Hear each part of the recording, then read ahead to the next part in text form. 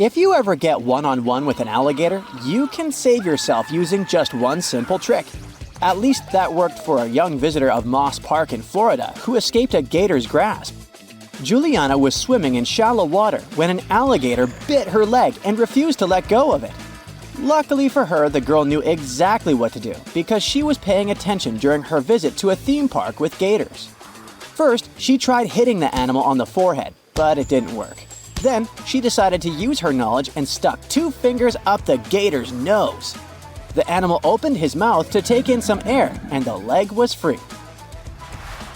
I don't want to scare you or anything, but there are around 5 million wild American alligators roaming across 10 states. Some of them live in places you go to rest, like golf courses, swamps, lakes, rivers, hiking and bike trails, and fishing spots. Gators rarely go after people because we're not their prey. Dogs and horses do it way more often, but they have a reputation as ambush predators, and every attack goes viral. The best you can do to survive a rare gator attack is to avoid it. Keep an eye out for a few signs that gators might be somewhere nearby.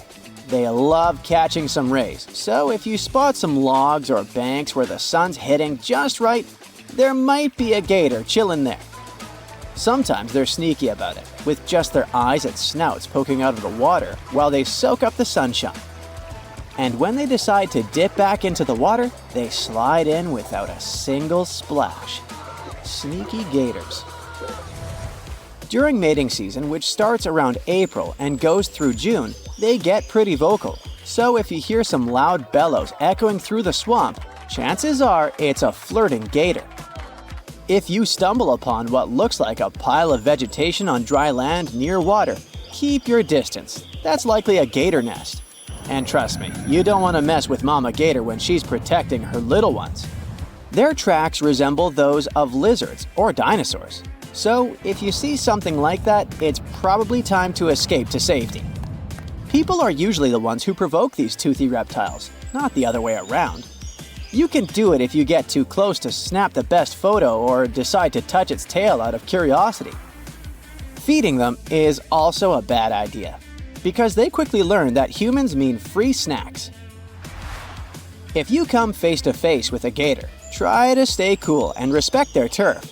If you're kayaking and spot a gator chilling in the water, just give it some space and paddle on by. And whatever you do, don't go slapping the water with your paddles so as not to scare and provoke them. If they still start swimming towards you, don't panic. Just calmly paddle away or show them you're not interested. If nothing works and the gator's trying to drag you under, aim for the sensitive spots. Crocs and gators are famous for their tough hides and armored bodies, but it turns out they have little pigmented spots scattered all over their skin.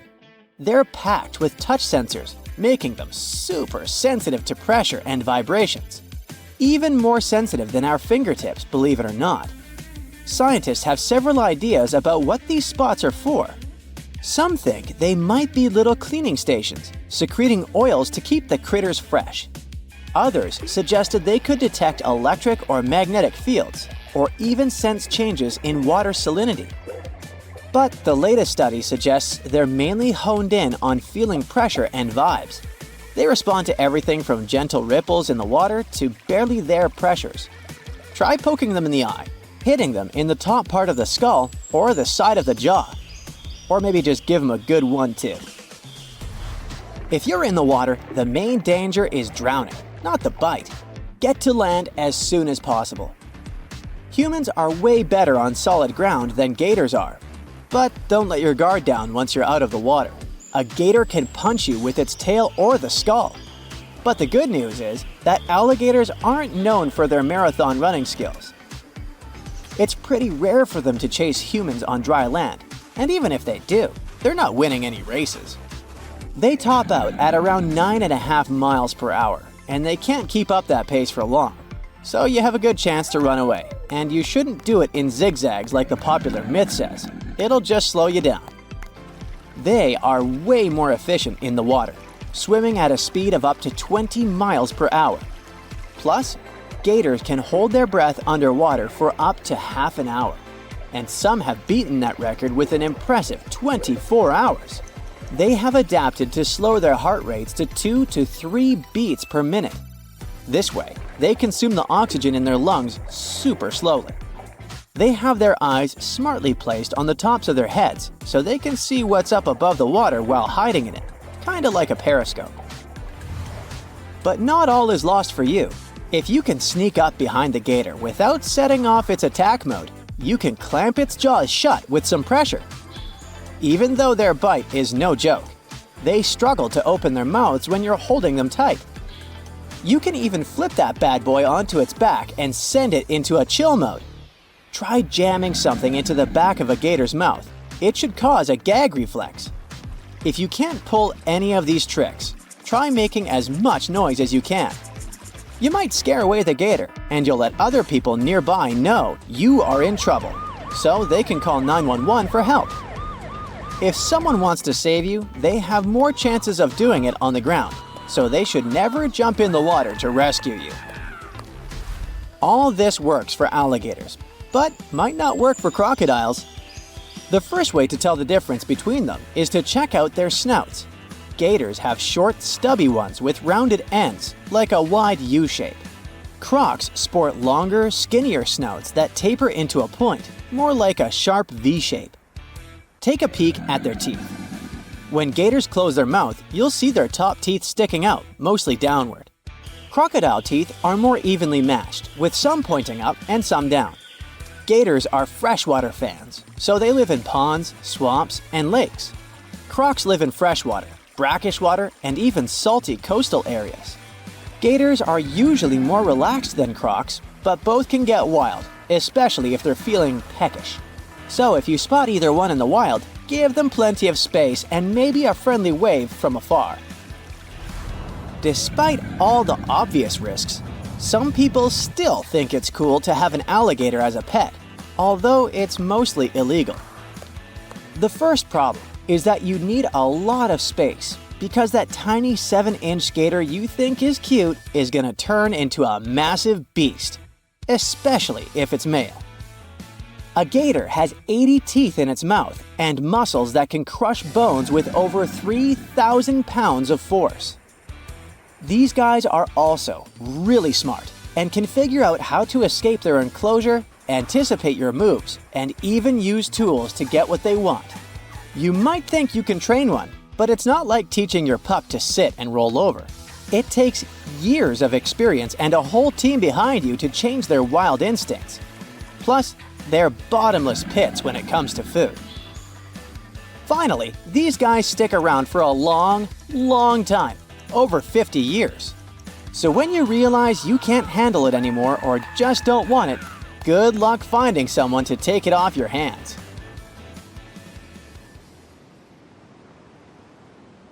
You're driving around with your friend Annie in the wild Australian outback. The sun is scorching hot, but you see a mob of cute kangaroos hopping around. You stop the car and you get out to film them with your friends. You even go live to impress your friends and followers. Suddenly, one of the kangaroos leaps towards you at full velocity, ready to swing. Alright, let's freeze right here for a second before you or your friend get hurt. Kangaroos have extremely powerful legs and can jump around 30 feet in the air. Those strong legs can let them hop at speeds of up to 30 miles per hour, faster than any average human. So if you're thinking of outrunning a mob of angry kangaroos or a single kangaroo, then don't. They'll chase after you and knock you down before you even reach your top speed.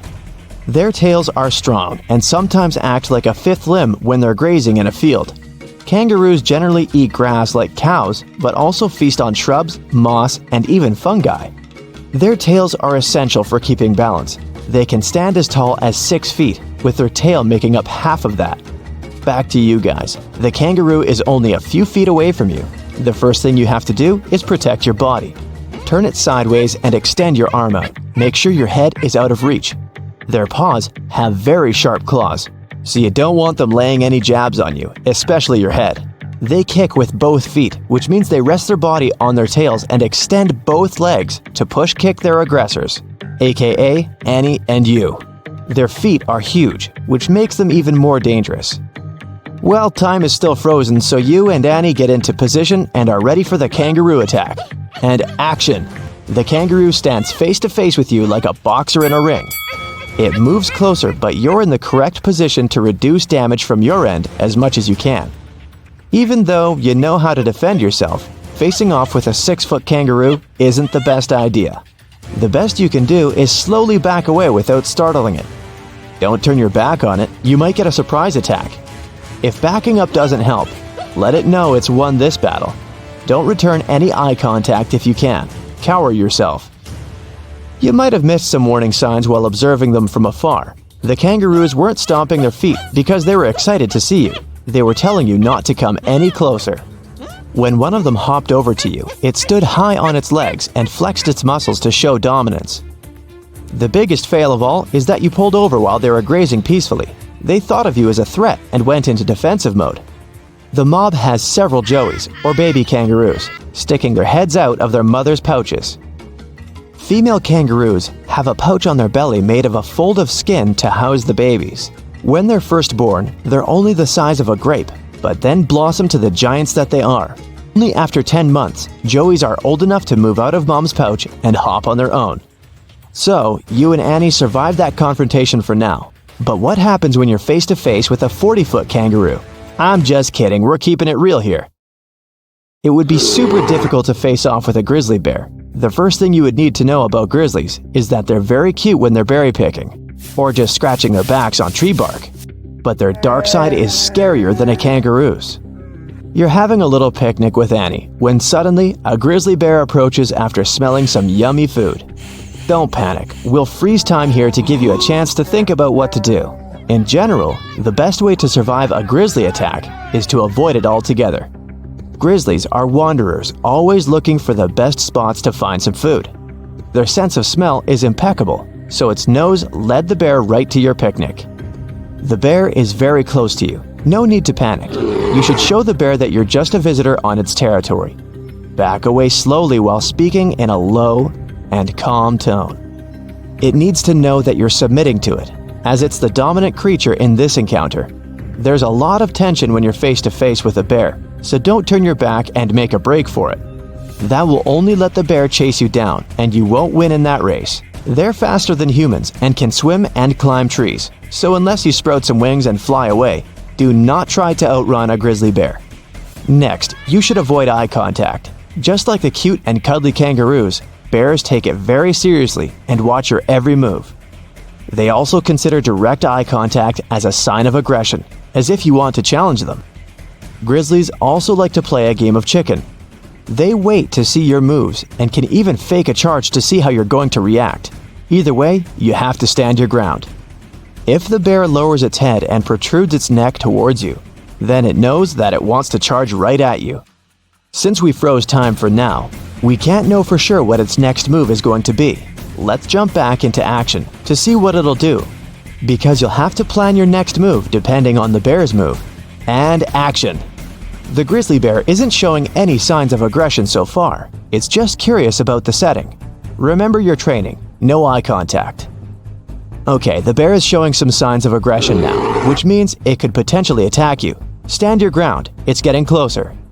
The best thing to do in this scenario is to completely submit to it by laying face down on the ground, covering your head with your arms. Don't move. The bear might understand that you're submitting to it and walk away. Sometimes bears will stick around for a while before leaving you alone. Luckily, this bear only wanted the food from the picnic, so it grabs the sandwiches and runs away. You guys were lucky this time, but if the bear did attack you, you'd have to fight it off as much as you can.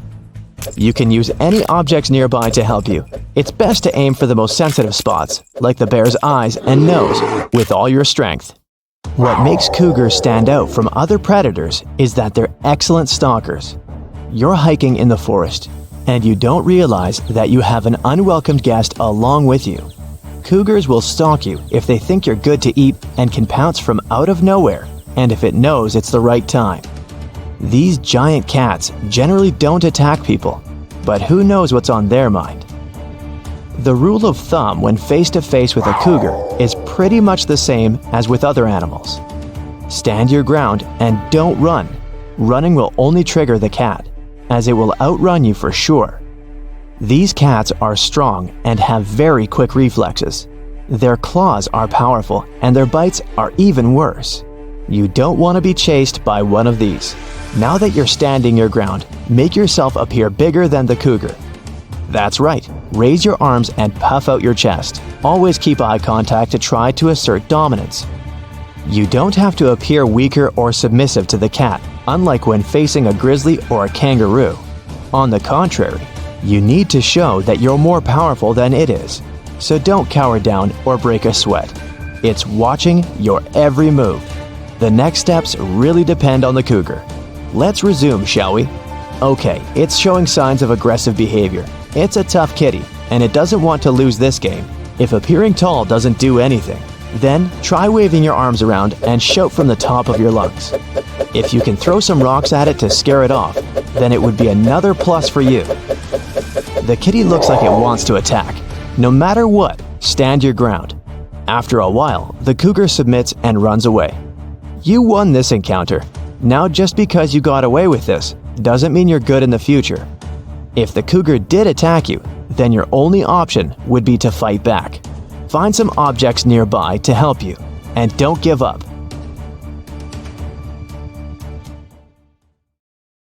You're out in the wild camping. What happens if you hear a roar? Is it a bear? Now bear with me.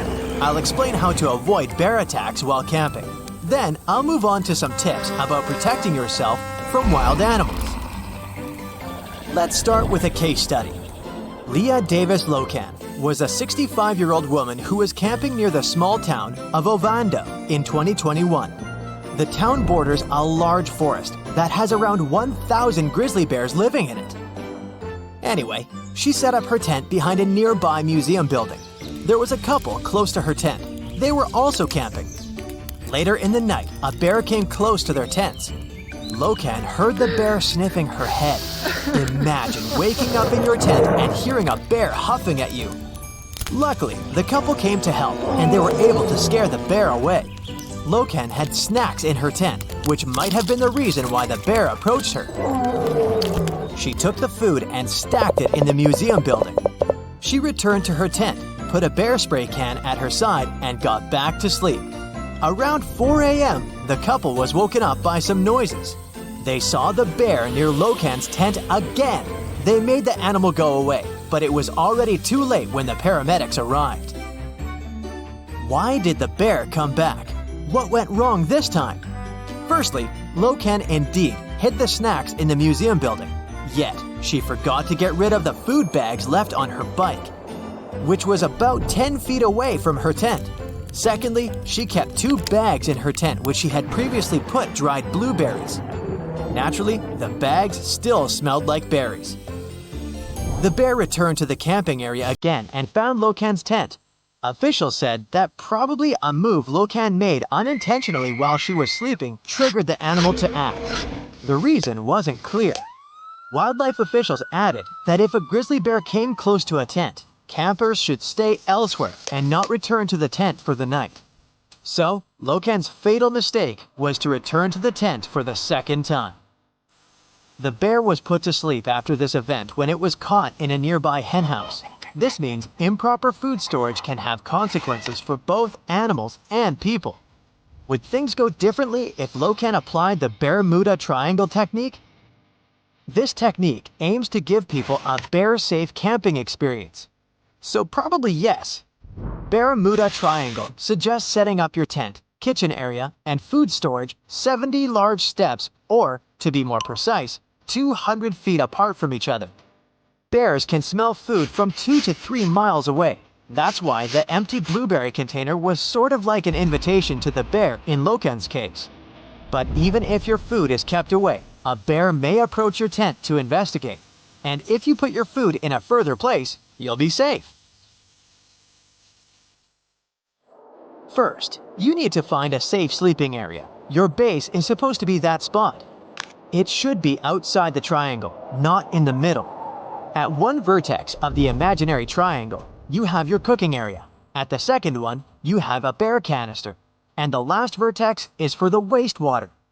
Bears are likely to move between these areas. You shouldn't keep any food inside your tent or near your tent. Did you know that a black bear can smell 7 times better compared to a bloodhound? It might be surprising, but they can smell things like lip balm and food-splattered shirts too. So if you cook wearing one outfit, don't climb into your sleeping bag with the same clothes on. And leave your cosmetic products like lip balm in your backpack, away from your tent. How to store your food in these areas then? The answer is bear canisters. If you hang your food on a tree in a regular bag, you might not find it there the next day. It's better to store food inside a bear-resistant container. In some camping areas, using bear-resistant food containers is actually mandatory. Bears are smart and motivated animals, especially black bears, because they have become habituated to our food. This means once they've tasted it, they'll want more of it. Bears don't just look for food in camping areas. If you store some food in your car, they can get inside too. Imagine going to a bungalow on a mountain trip and parking your car in the parking lot. The next morning, you go to the car and see that it looks like a car from the Resident Evil game. A bear has bashed the closed windows. Bears can visually recognize and associate food-related stuff, like coolers. They can damage a car just for a can of soda or sweets. The solution is simple. Don't leave these kinds of items inside your vehicle. Can bears get into RVs too? A typical male black bear weighs around 200 to 300 pounds, and an average male grizzly is around 600 pounds. So yeah, they can. Luckily, they don't want to be near people unless they're hungry. That's comforting. Bears can come after you if you somehow trigger them though. The solution is, again, putting food-related things away. For example, don't leave your trash outside at night, and keep your outdoor stove or grill clean. Motion alarms too can be effective to detect intruders. Speaking of motion alarms, I want to mention a newbie of the technology, the Beardar. It's a wordplay. This is an iPad-sized radar. This device is designed to detect polar bears. In some parts of the world, polar bears spend more and more time near human compounds looking for food. They sometimes encounter people, and it doesn't end well. A Beardar can be used to prevent such incidents. Since their prime hunting ground starts to melt, polar bears visit towns and dig trash dumpsters. The portable radar unit warns residents that a bear is nearby. When a person wants to get out of their house, they would know if the area is safe or not. How does it work? Well, the package consists of a radar and a camera. It either needs Wi-Fi or a network connection to transfer the data to a server, and, from there, to a computer or a phone. Here are some more wild animal safety tips. What will happen if you come face to face with a bear? I know it sounds impossible, but don't run or try to climb a tree. You should stay calm and slowly back away. Don't turn your back on the animal. Act as if you're the predator rather than the prey. Some sources say that if a bear makes contact with you, lie on the ground and play possum. Cover your neck with your hands and your face with your elbows. In that position, you'd think that an eternity has passed. But stay like that for some more time, as the bear might try to sniff you. If you get up too early, the bear can get interested in you again. If things go south and it tries to bite you, reply with all you've got. The basic principle is to give animals some space to leave. If you see a snake, move back. If it's a moose, again, give it some space. The moose warns you to leave them alone by tossing their head or smacking their lips. If it comes after you, then run. Try to put a tree between yourself and the animal while running. Squirrels might look cute, making you want to feed them. But don't forget, they're still wild animals. Plus, it's their territory. For the same reason, you shouldn't walk along the trail at night. You can't know for sure what to expect. Follow these rules and enjoy your time and beautiful scenery.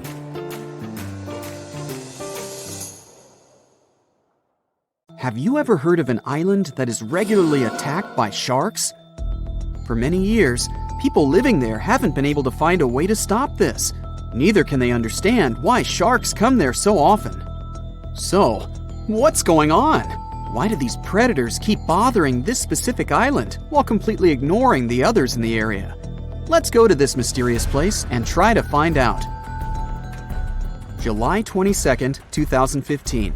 The ocean waters near Reunion Island were clear and transparent. The western part of the island, St. Lou, had always been a great spot for surfing. But on this pleasant sunny day, one of the locals almost lost his life. A 6-foot bull shark appeared out of nowhere. Once right next to the shore, it suddenly charged at surfer Rodolphe Arriaghi. His friend, doctor and professor of geography at the University of La Réunion, Erwan Lagabriel, was nearby, talking with 2 other surfers at that moment. Suddenly, they heard some noise.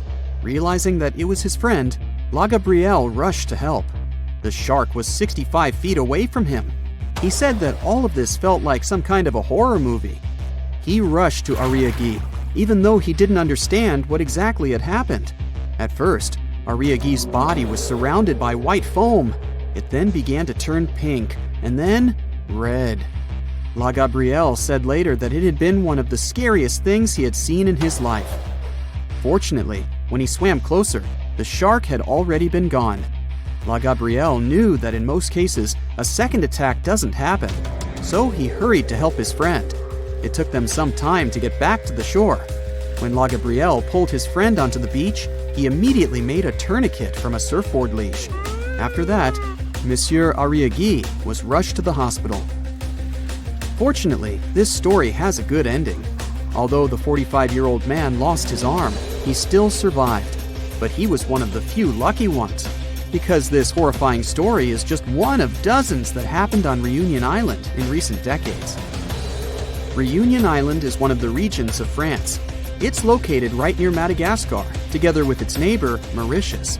They're both located at the same latitude as Australia. These 2 islands are very similar. They have almost the same climate and natural conditions, similar languages and cultures. But there's one huge difference between the 2 of them.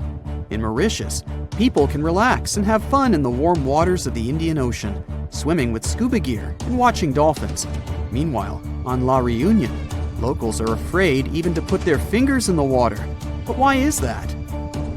Unfortunately, Reunion now has a strong reputation as a shark island. By 2018, 56 attacks had occurred there. From 2011 to 2016, the number of these cases accounted for 16% of the worldwide shark attacks. Now there are warning signs everywhere on Reunion.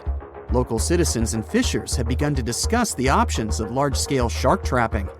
The authorities forbid people to swim almost everywhere, except for a few more or less safe places, like, for example, a coral lagoon. And still, any fisher or scientist knows that sharks can easily get inside these coral rings. In other words, locals and tourists can't feel completely safe anywhere on the island. Meanwhile, in Mauritius, the last shark attack happened in the 1980s. People come here to relax, and everything is perfectly fine. So the question is, why in the world is La Réunion so unlucky?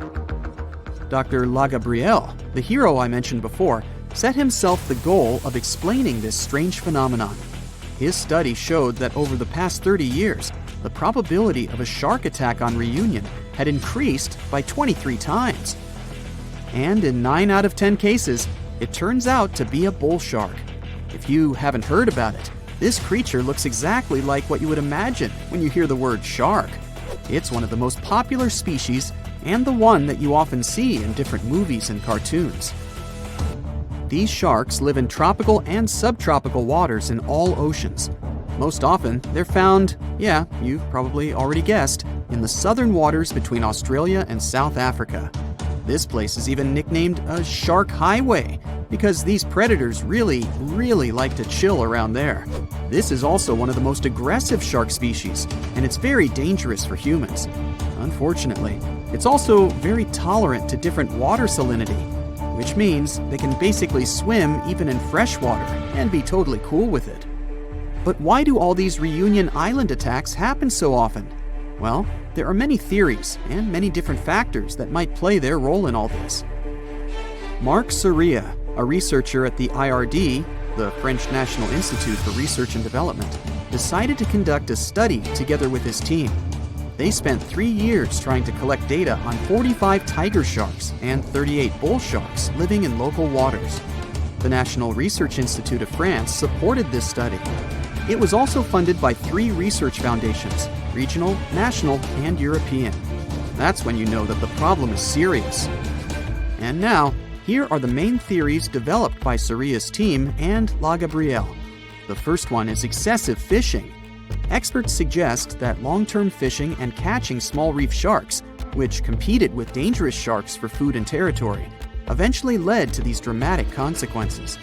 Unfortunately, when predatory bull sharks ran out of food, they just had to go looking for it near the coast. For bull sharks, surfers on Reunion look like sick, weakened fish, and therefore an easy meal. Also, while in Mauritius, surfers tend to hang out near sandy beaches. On Reunion, they choose places where waves break at coral reefs. But this is exactly where the sharks choose to search for food. So, yeah. The second possible reason is muddy waters. Bull sharks like such conditions very much, and although there are no natural places like these on Reunion, the reason could be the construction of urban areas. Muddy freshwater gets into bays from cities. This water attracts sharks, and this is where the attacks take place most often. But then we can ask again, why not Mauritius? Urbanization is also in full swing there after all. There are many places in Mauritius where sewage waters flow into the ocean. Well, then we can conclude that this is not the only factor. There have to be others. For example, there is an active volcano, Piton de la Fournaise, on Reunion Island. Thanks to this beautiful volcano, there are rich flora and fauna on the island. And this could be great if it didn't attract too much attention from predators. Because of the volcano, the shores of Reunion are less steep, which makes it easier to swim closer to the coast. And sedimentary rocks that get washed away from the slopes of the volcano can attract bull sharks. As we already know, these guys love muddy waters. There are some other theories. For example, La Gabrielle suggests that attacks may be connected to an increase in the shark population. Or maybe that's because these creatures become more aggressive during mating periods.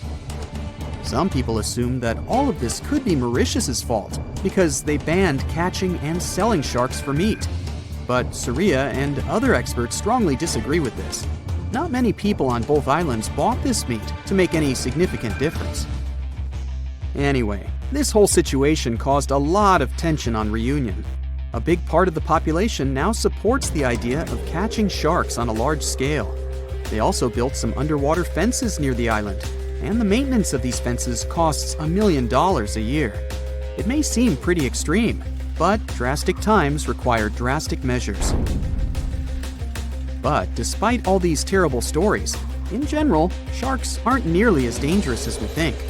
They almost never attack divers, unless a person provokes them. Experienced divers often compare sharks with stray dogs. These animals shouldn't be feared, but should be respected. Anyway, let's hope that La Reunion will be able to solve this problem, and people will be able to swim in its warm, beautiful waters again.